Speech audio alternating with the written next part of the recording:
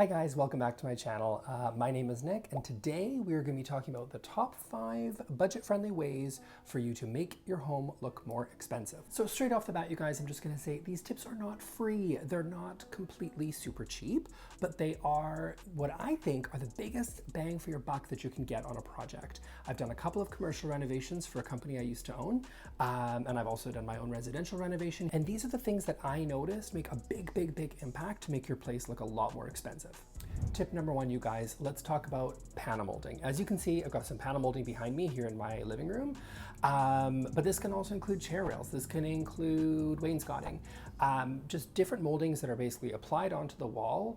You can either paint them out the same color as the paint, so that creates kind of a really subtle sort of textured look. You can also paint them a different color, so obviously if you're going to go for high contrast, it's going to be a little bit more dramatic. It's going to make a really big impact. And also what I did in my office is I did wallpaper inside the moldings. So I did moldings on the outside and then did wallpaper on the inside. I love panel moldings because they just make the home feel more custom. It looks a little bit more finished. It also just adds kind of just more subtlety onto the wall, and it's just so much more interesting than a plain painted wall. Panel molding is also not that expensive. It's generally, I think, like 8 feet is like less than 10 bucks or something like that. I mean, you can DIY it yourself. I didn't do it myself for my own panel molding, but that doesn't mean that you can't attempt. Maybe you're handier than I am. Panel molding also saves you money because you add character and interest to a wall without necessarily needing to put, a big piece of art or some knickknacks or, some furniture that you might feel if you have like a really bare wall. Although you can put art on panel molding, you can sort of create that really sort of interesting look to have art over top of panel molding. I think it looks amazing. But even if you don't, just plain old panel molding is still super interesting. It's a lot more interesting than a plain blank wall. Tip number 2, you guys, is wallpaper. So wallpaper can be really crazy and interesting. It can also be really subtle. You can go for a jungle print. You can go for something super geometric. You can also just go for something like a grass cloth or something where, you've really got something really simple with nice texture. It just creates interest to a wall, kind of like panel molding. Wallpaper just gives the impression that this place is really finished. It's really intentional. You've obviously gone out of your way to do something really special, and you're really able to go for something maybe really bold and graphic or really plain and simple. Guys, I am under no illusion that wallpaper is as cheap as paint. I know paint is cheap. It's always going to be the cheapest option, of course.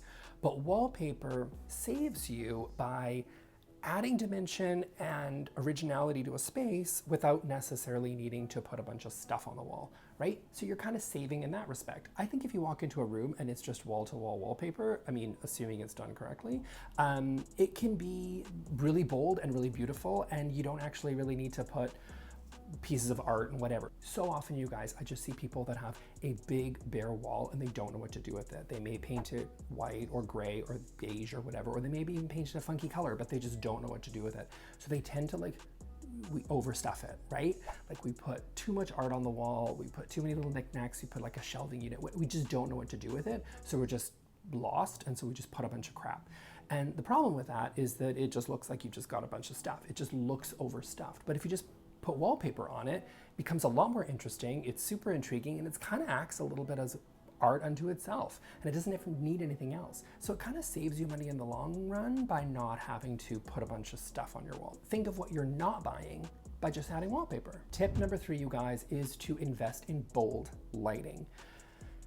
We all know that little gray disc that sits in the middle of a room, and it's that builder grade sort of gray disc. It's pretty boring, it's pretty blah, and it's such an opportunity because lighting draws your attention because it literally lights up. So go for something big and bold. Go for something super interesting that you wouldn't otherwise see. Lighting just adds so much character to a space. You're able to bring in wicker, you can bring in brass, you can bring in matte black, you can sort of work with the aesthetic that you're already doing in the room, but you're able to create sort of something of a focal point, and you're going to need to add lighting anyway, so invest in something that's really big and really bold and makes a statement. Tip number 4, you guys, is to use really interesting cabinet hardware, but on cabinets that are not necessarily that expensive. So you can take something old that you've had laying around, something you got at a garage sale, or go to IKEA. So I did my renovation last year and I put in PAX wardrobes from IKEA. I put in, my vanity is from IKEA, and my kitchen is all done through IKEA. But you know what? I didn't do IKEA hardware because I actually don't really like IKEA hardware, and this is an opportunity to go bold, do something really interesting.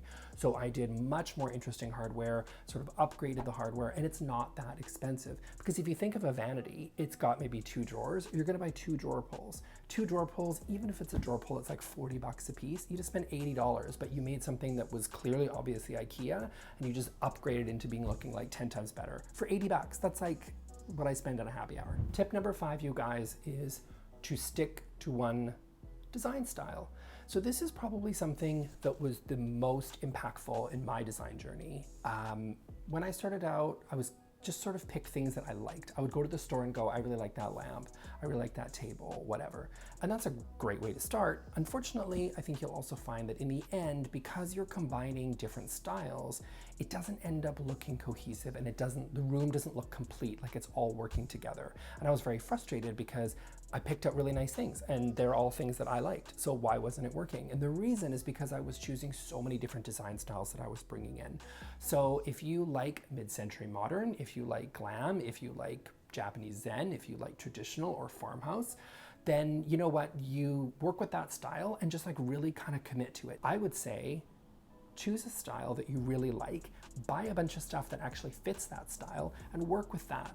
The reason you're gonna save money is because instead of buying stuff and then buying more stuff and then selling the old stuff on Craigslist because it doesn't work anymore, and then going out and buying new stuff again, just buy things once and buy things so that everything works together, it's a cohesive, and it's gonna look way more tailored, way more custom, and way more like a designer came in and designed it for you. So that's it for today's video, guys. Thank you so much for watching my top 5 ways of making your home look more expensive on a budget. If you got value from these videos, guys, of course I would appreciate a like and subscribe.